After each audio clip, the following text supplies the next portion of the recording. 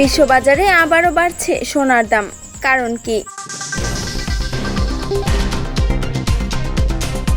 দেশের বাজারে আবারও রেকর্ড ভাঙল সোনার দাম। আন্তর্জাতিক বাজারে সোনার দাম বাড়া এবং চলমান অর্থনৈতিক অনিশ্চয়তার কারণে দেশের বাজারেও এর প্রভাব পড়ছে।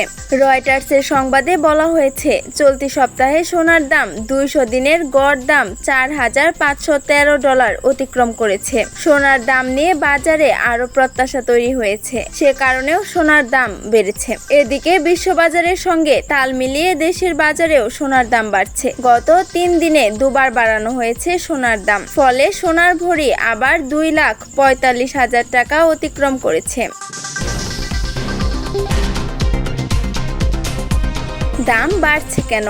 সোনার মূল্য বৃদ্ধির পেছনে সবচেয়ে বড় কারণগুলোর একটি হলো মার্কিন ডলার দুর্বল হয়ে পড়া। যুক্তরাষ্ট্রের ট্রেজারি বিভাগ দীর্ঘমেয়াদী সরকারি বন্ড পুনঃক্রয়ের পরিমাণ বাড়ানোর যে পরিকল্পনা ঘোষণা করেছে, তারপর ডলারের দর কমেছে।